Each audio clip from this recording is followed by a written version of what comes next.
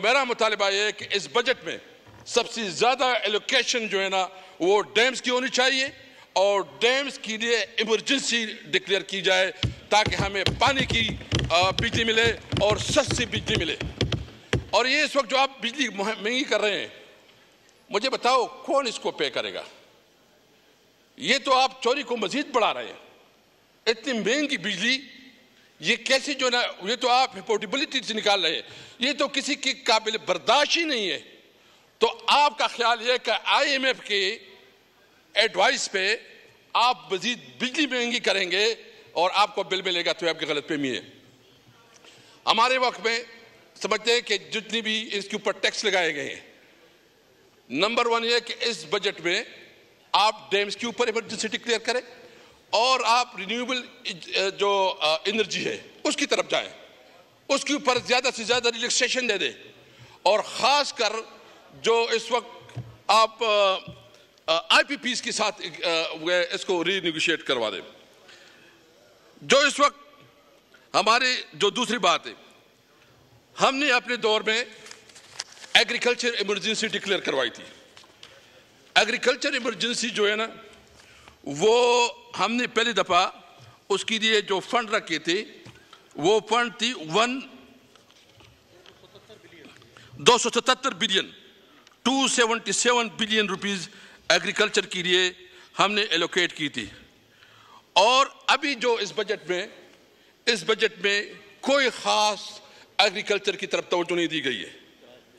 हमने ट्यूबवेल्स ज़रियालात पर टैक्स की छूट दी थी और उस दौरान कोई स्कैंडल नहीं आया। और आप देखें कि हमने उस वक्त जो किया कि जो सबसे अहम जो इस वक्त हमारा आपको पता है कि शुगर केन का एक स्कैंडल आया, उसके ऊपर जो है ना आवाज़ें उठी। हमारी हुकूमत ने उसके ऊपर इन्वेस्टिगेशन की, इंक्वायरी की और उसमें ये नहीं देखा कि वो किस पार्टी से ताल्लुक़ रखता है।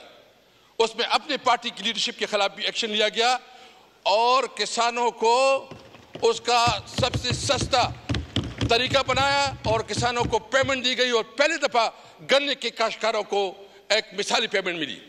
जो गंदम का स्कैंडल आया, मुझे बताया गंदम का स्कैंडल आया, गंदम के स्कैंडल में इल्जाम तराशी तो हो गई कि क्या टेकर गवर्नमेंट ने किया है, इस गवर्नमेंट ने, किस गवर्नमेंट ने किसने किया। गंदम के स्कैंडल में मुझे बताए 4 ऑफिसर को आपने फारिग किया, लेकिन इसमें जो जुडिशियल इंक्वायरी होनी चाहिए ताकि सही कल्प्रिट जो जिम्मेदार है उसको सजा मिलनी चाहिए। क्या बुनियादी वजह कि आप जुडिशियल इंक्वायरी इस पर नहीं बना रहे? 300 बिलियन जो रूरल इकोनॉमी 300 बिलियन का लॉस हुआ, नुकसान हुआ रूरल इकोनॉमी को, जिसपे हमारे किसान अपने बच्चों को तालीम करवाते थे, इलाज के जरिया बनता था, कोई इसकी कभी खुशी होती थी।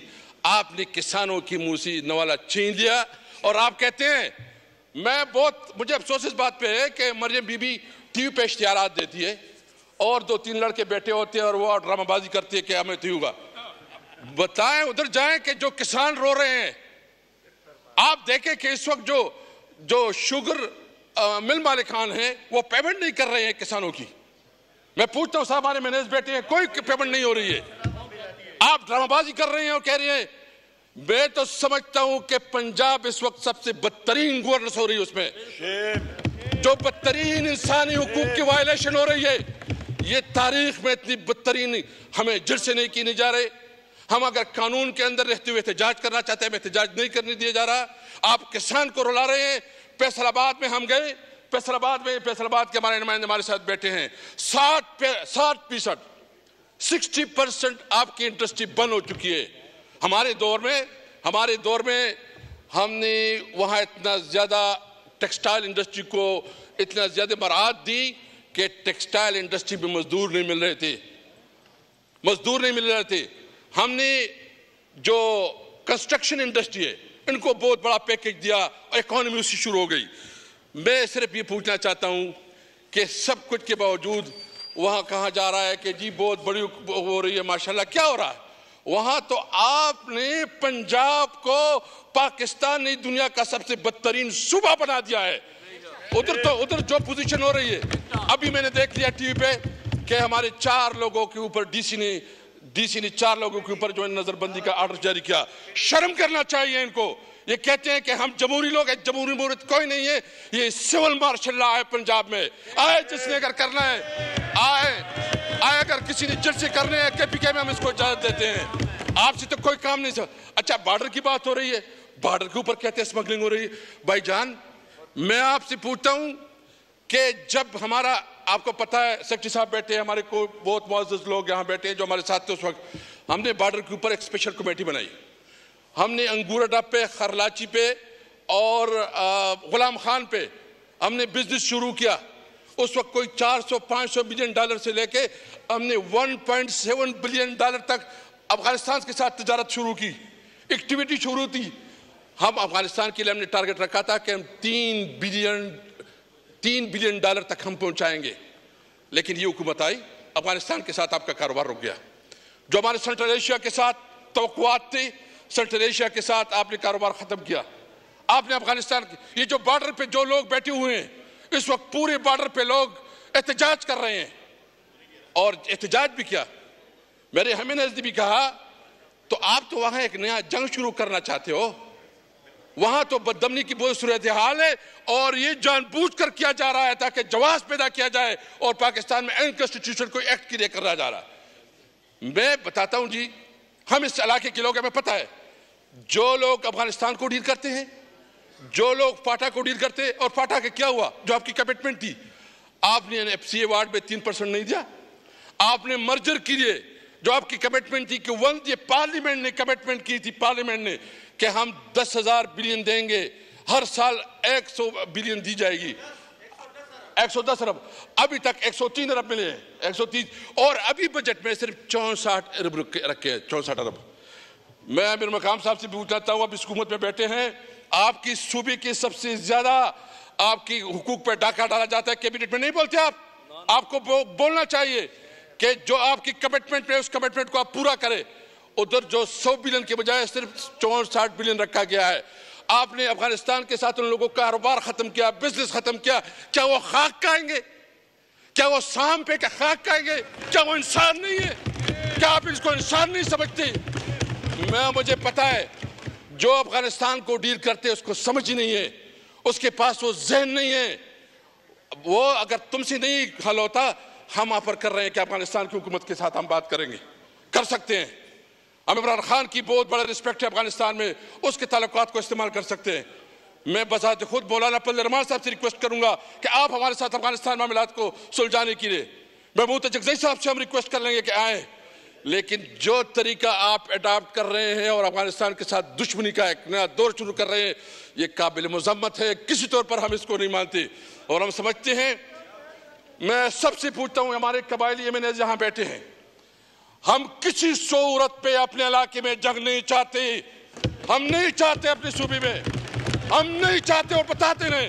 अगर किसी ने ये हिम्मत की और मजीद कोई ऑपरेशन का बात की और कोई जंग मुसल्लत की, तो हम अपने अवाम के साथ खड़े होंगे इंशाअल्लाह ताला। हम नहीं चाहते इस इलाके में।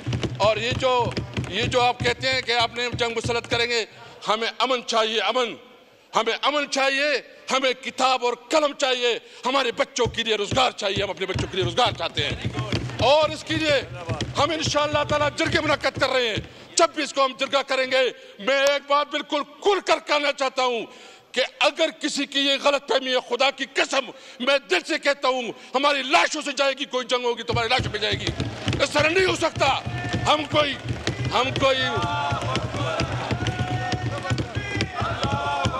मैं बताता हूं, हम कोई वो नहीं पहनी हुई है, हमने चूड़ियां नहीं पहनी हुई है।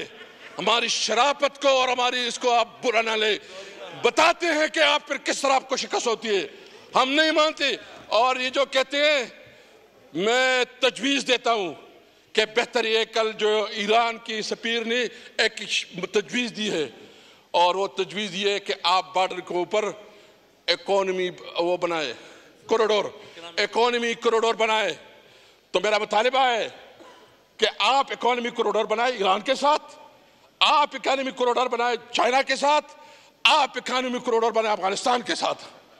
हम मुतालिबा करते हैं कि इकोनॉमी कॉरिडोर बनाए। और अगर आप कहते हैं हम जो वन डॉक्यूमेंट रजीम की बात करते हैं, वन डॉक्यूमेंट रजीम की बात करते हैं, आप कहते हैं कि जी ये तो इलीगल है। भाईजान, एक तरफ भी एक फैमिली है, दूसरी तरफ भी यही फैमिली है। वन डॉक्यूमेंट रजीम का मुतालबा हम उसकी हिमायत करते हैं और हम मुतालबा करते हैं, अगर कहते हैं कि ये जो है ना ये स्मगलिंग हो रही है। मैं यहाँ हमारे कबायली मैनेज बैठे हैं, मैं उनकी तसव्वुर से बात करना चाहता हूँ कि आप खरलाची, गुलाम खान, तुरखम और मोहम्मद का जो एरिया है उस पे आप कस्टम की वो लगाए, कस्टम की ड्यूटी वो लगाए, आप इस लगाए ना। आप हमें कराची लेके जाना चाहते हैं तो इधर लगाए, इधर लगाए कस्टम की, हम देने के लिए तैयार है। हमें बिजनेस करने दो, हमें बिजनेस करने दो, हमें जीने दो। हमसे 50 साल आपने हमें बंदूक देके, आपने हमें इस्लाम के नाम पर लड़ाया, आपने हमें दीन के नाम पे लड़ाया, आपने हमें कभी गर्म पानियों के नाम पे लड़ाया। न गर्म पानी पे लड़ेंगे न किसी और इशू पे लड़ेंगे, हम सिर्फ उसके साथ होंगे। और ये बात बिल्कुल ज़ात कसम, हमने फैसला किया है कि किसी सूरत में हम इलाके में जंग नहीं होने देंगे, नहीं होने देंगे जी। शुक्रिया। शुक्रिया।